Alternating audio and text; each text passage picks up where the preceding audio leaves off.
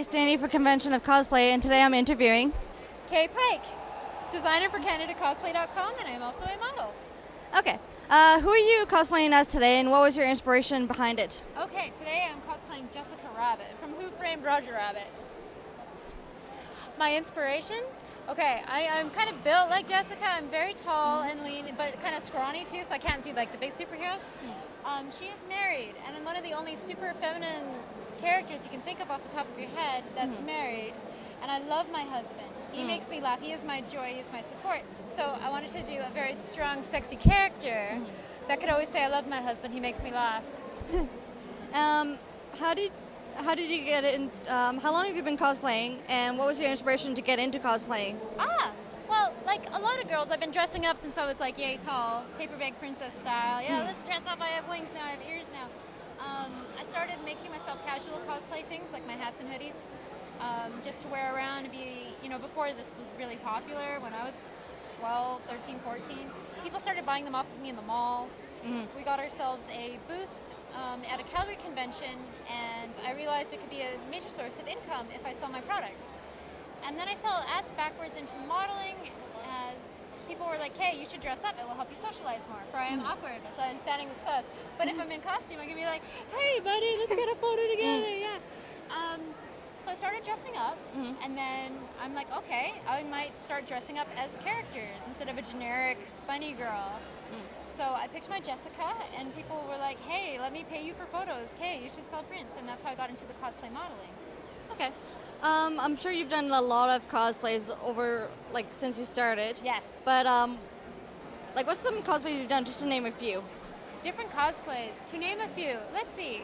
Over the years, I've done the flying Pikachu. You know when you could teach Pikachu how to fly back in the day and have that animation with the balloons? I did like a Gaijinka Pikachu, and I had a helium tank, and I handed out about 1,000 balloons over a weekend just to people at the convention. That was hilarious. My favorite oldie that no one knows about is a Tyrannid from Warhammer 40K. So the big claws and like the teeth and the whole thing. Other ones, I've done Arlene Dickinson from Dragon's Den. We auditioned for Dragon's Den, but we didn't have any drama, so they were like, okay, well, you guys have your heads on straight. So that was fun. I got to dress up, and my husband dressed up as Kevin. That was fun. I could go on for hours. I apologize. Yeah. Oh, yes. What was your most favorite and most challenging? Challenging. Gamora. For a time limit and a budget. 8 hours, $200. I had to make it out of other clothes and dye my own hair and tear up everything I owned and just use electrical tape and everything because I wanted to wear her to the advanced screening of Guardians of the Galaxy. I won tickets for that. So that was the most challenging, was to have a set goal and do it. And she would fall into the favorite because of the experience, I guess. Wonder Woman was challenging as well, as I had to do metal work for the first time ever. Oh, wow. And yeah, that's not something I'll ever do again, let's put it that way. But I learned about automotive vinyl wrap, which is how I will do metal-looking things from now on. Now, how do you go about creating all your cosplays? Let's see. I normally start with a tape draft. I cover myself with saran wrap, and then duct tape, and then I can draw on the duct tape where I want the seams to be, and then you take that off and cut it down the seams, and then you end up with the seams exactly where you want them to be. And then you can get your bodysuits, you can get anything. You can basically create a pattern double for yourself with duct tape and saran wrap. Nice. Now, you've been doing this for a while, so have you won any awards? And if so, what was the competition or experience like for you? I really disliked the only contest I ever entered. I won, but it wasn't fun. It was I realized right away that being competitive was something that is an art or a social tool for me, more or less, as a communication. Hey, let's do an interview. Yeah. It wasn't fun to put labels on and go against other people. I'm like, no, let's be friends. And they're like, ugh, that girl, she won, whatever. And I'm like, no. So I've refused since the first contest that I've entered to enter any. Now, have you ever judged a contest? I have been asked to judge contests, as I have my own fashion line and all of this. They're like, hey, you're overqualified, you should do this. I have not yet so far. At C4 Winnipeg is when I'm scheduled to do my first one. But again, with judging, it's going to be really hard for me personally, because I'm going to be like, you're lovely too, and that's my world.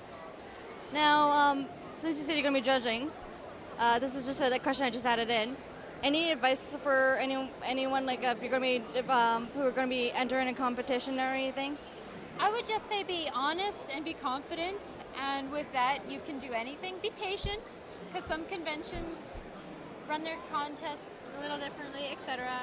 And never treat it as a negative experience. Have fun and have fun with the people that you're with. I mean this. Yes. Now I'm gonna ask your opinions on some things. The Sure. cosplay community is growing bigger every day, but there's still like some issues and negativity and stuff. So to you, what does cosplay mean?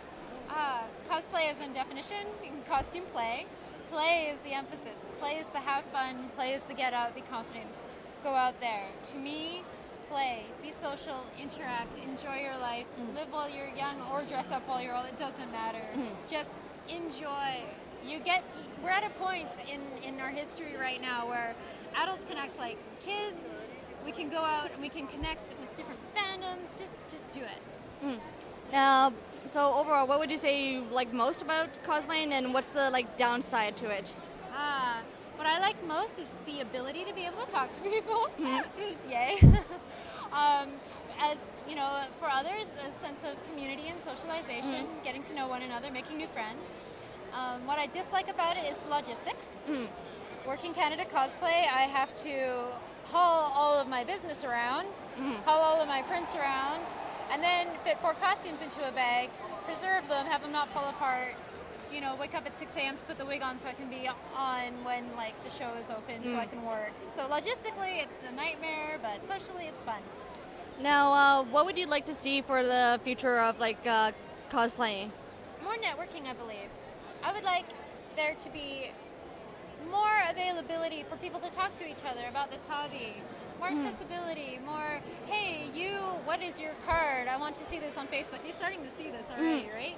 I want more of that. I want like everyone to be able to connect after the show if they want to, and like friends to grow. And it's such an internet-based thing. It's fun. Yeah.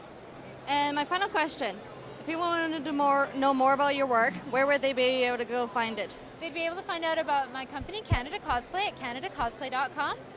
They can find out my bio or see my prints at kaypike.com, and you can find me Twitter, Facebook, Kay Pike Fashion. Thank you very much. It's been my pleasure. Thank you. Thank you.